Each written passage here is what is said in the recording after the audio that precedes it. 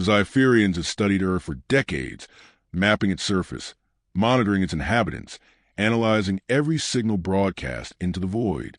They found no centralized world government, no planetary defense grid, no genetic markers indicating significant biological weaponry. Humanity, for all its technological strides, appeared fractured, billions of individuals preoccupied with mundane routines, utterly unaware of the galactic stage they had unwittingly stepped upon. From the bridge of the observation vessel Varnock, Commander Threx watched the swirling clouds over Blue Planet. The data was indisputable. These creatures were soft, their culture built around leisure, art, and self-indulgence. Their conflicts were sporadic, their militaries limited, their weapons primitive. He found their attachment to the concept of entertainment particularly telling. Stories of fictional battles, false struggles designed to amuse rather than instruct. It was proof of their weakness. A species that fantasized about war instead of preparing for it had already lost. A voice crackled through the command deck. Final survey complete. No indication of active planetary defenses.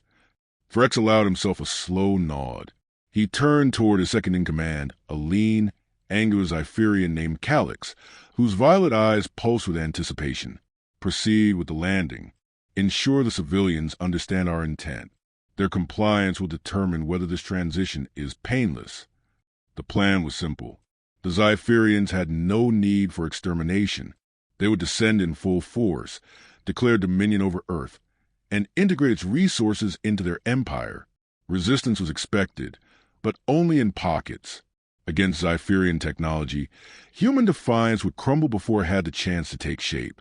Descending through Earth's atmosphere, the Varnock and its accompanying fleet touched down in a sprawling metropolis, one of humanity's largest, its glass towers and steel arteries teeming with life.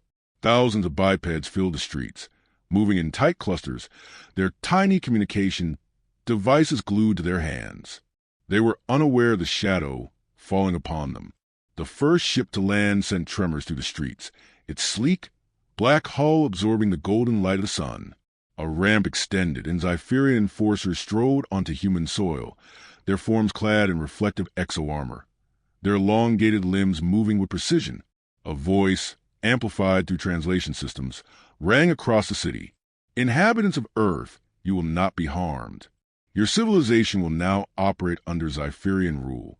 You will comply, or you will be corrected. There was a beat of silence.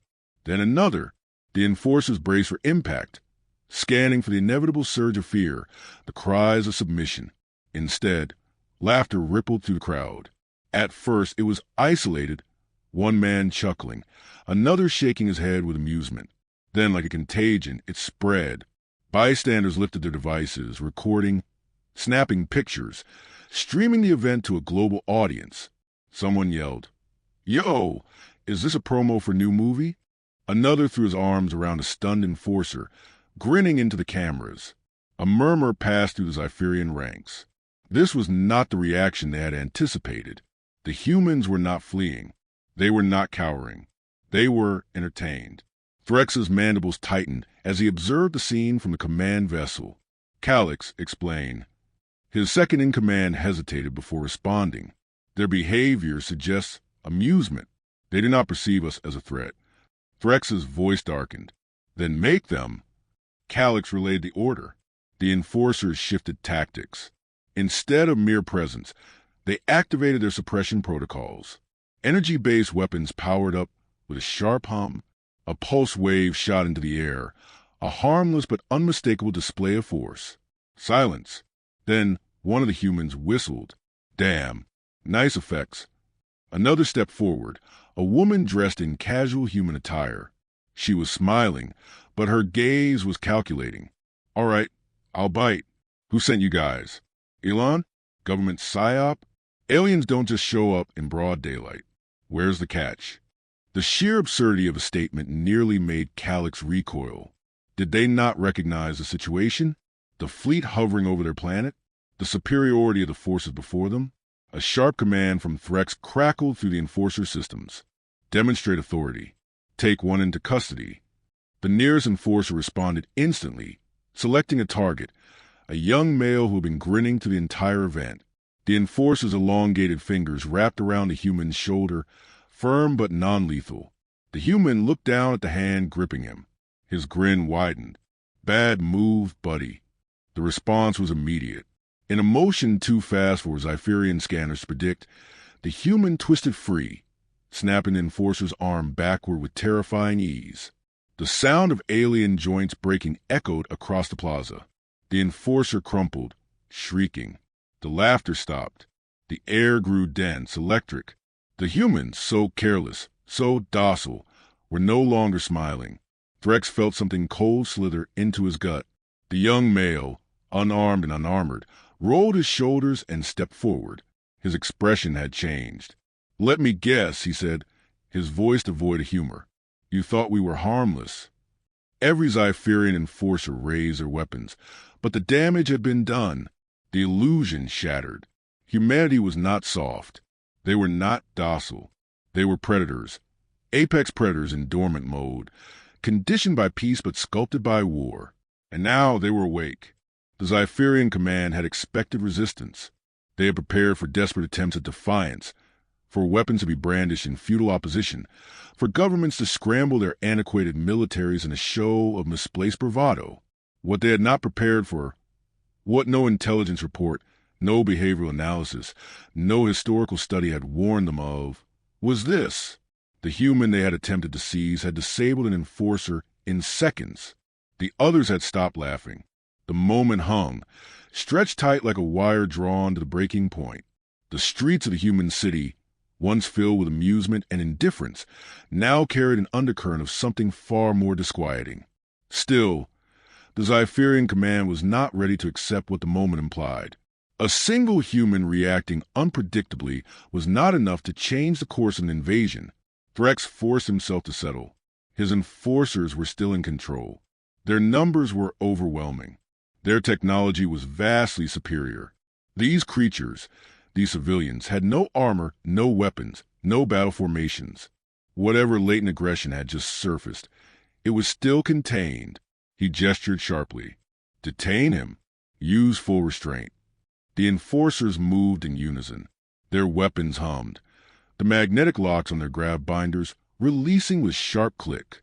The energy fields that encased their limbs flickered as they adjusted power output, no longer calibrated for compliance, but for absolute submission. The human sighed. "You're really not getting it, are you?" The second enforcer barely had time to process the words before the human moved. Not in a lunge, not in an animalistic frenzy, but with a precise economy of motion that spoke of practiced violence. His body twisted as if anticipating the strike. Before it came, one foot sliding back, weight shifting. Then impact. A flat palm redirected the enforcer's grasp. A sudden pivot wrenched the Zypherian's arm out of its socket. A follow-up elbow strike shattered the enforcer's jaw. The alien collapsed, gurgling. Threx's mind struggled to process the unfolding chaos. This wasn't desperation. This was the uncoordinated resistance of an inferior species clawing an inevitable fate. This was tactical. This was trained. And then the rest of the humans moved. Not in panic. Not in blind, fearful aggression. Their actions were too deliberate for that. Some withdrew immediately, not to flee, but to position themselves. Others took out their communication devices, not to call for help, but to record, as if they knew the outcome was already decided. One of the larger males stepped forward, rolling his shoulders. A female next to him cracked her knuckles, assessing the enforcers with an analytical detachment that made Threx's throat tighten. Another human, leaner, shifted his stance, weight light on the balls of his feet, the precise posture of a practiced combatant. This was no rabble. This was a species pretending to be civilized. A sharp order from Calyx cut through the rising tension. Deploy suppression fields. Now! The enforcers complied.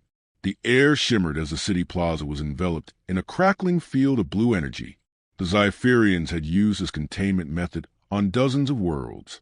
It destabilized nervous systems, rendering subjects sluggish, disoriented. Even the most aggressive life forms collapsed under its effects. The humans barely seemed to notice.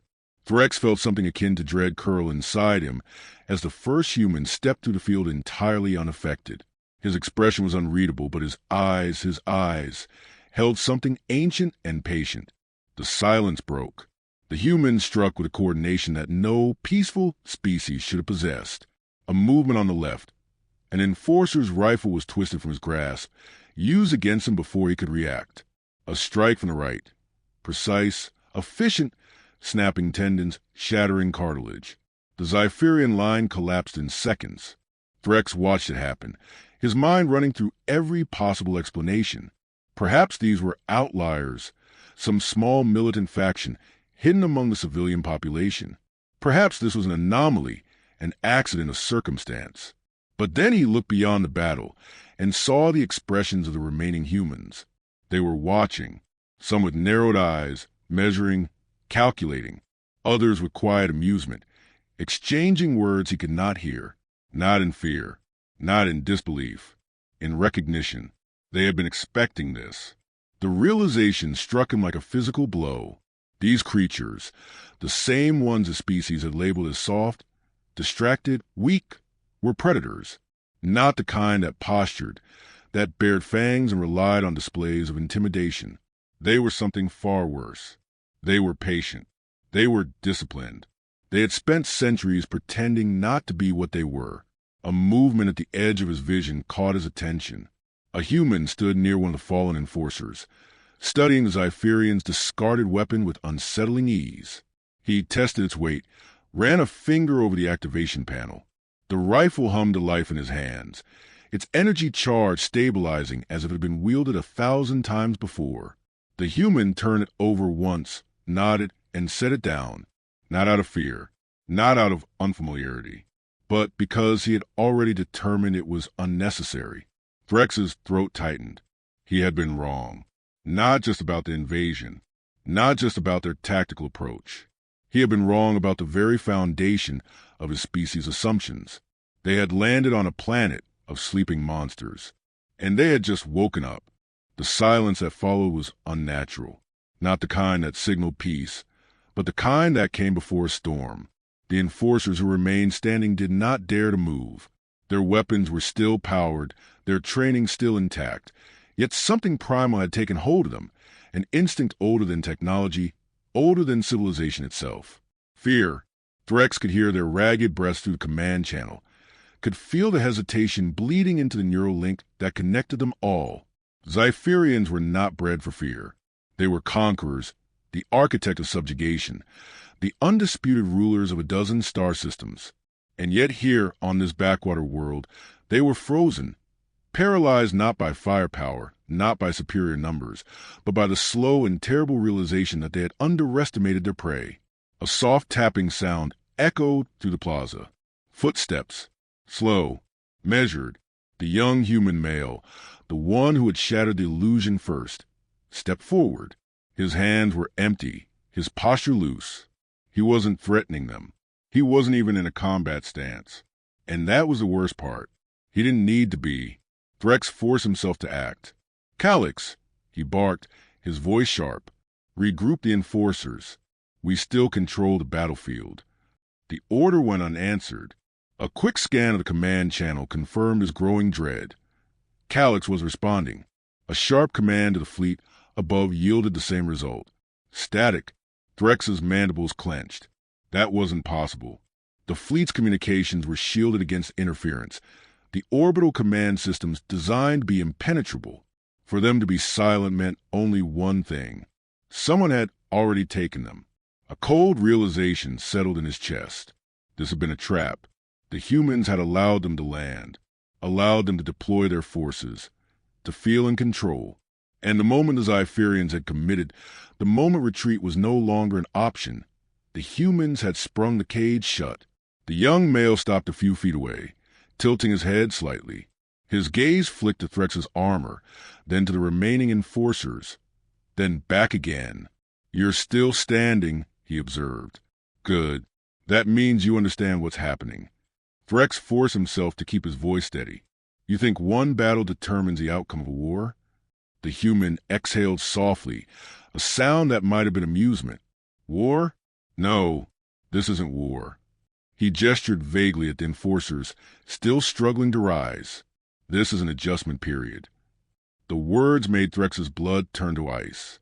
The human took another step forward, and this time, Threx stepped back before he could stop himself.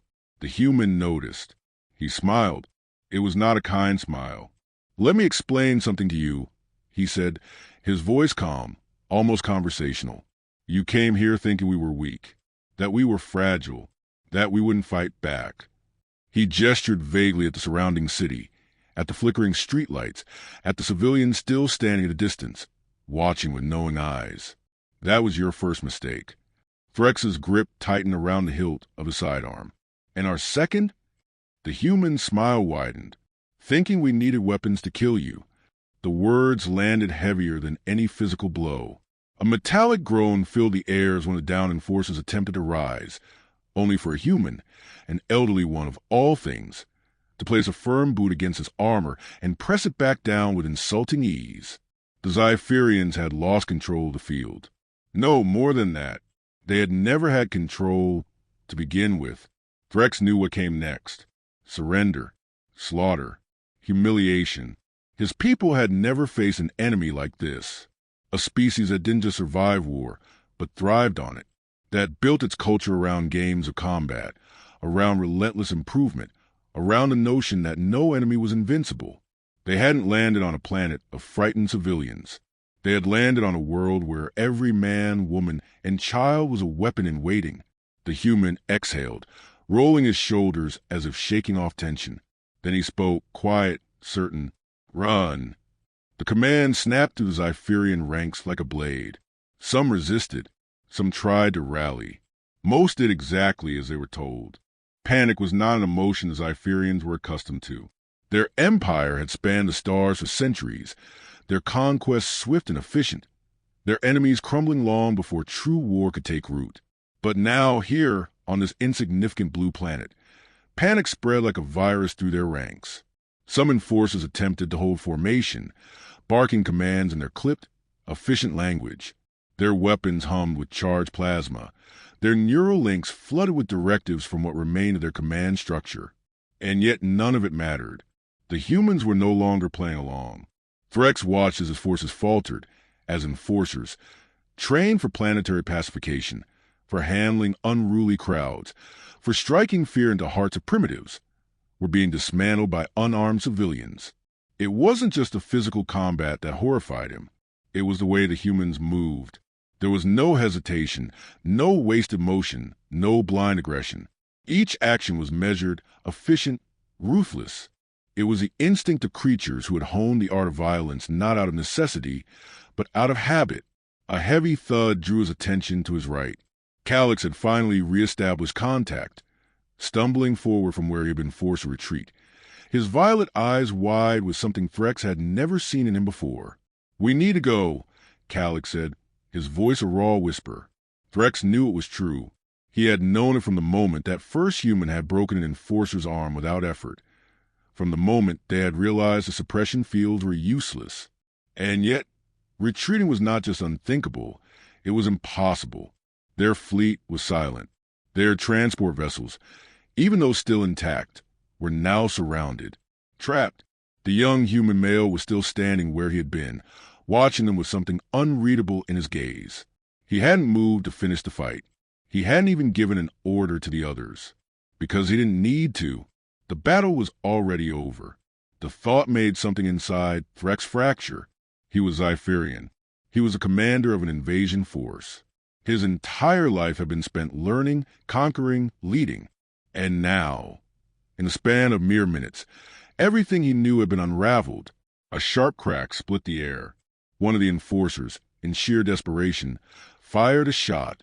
The plasma round burned through the space between them, aimed directly at the human center mass. The human moved before the shot was even fully formed. A simple shift of weight, a turn of the torso, and the bolt passed harmlessly through empty air.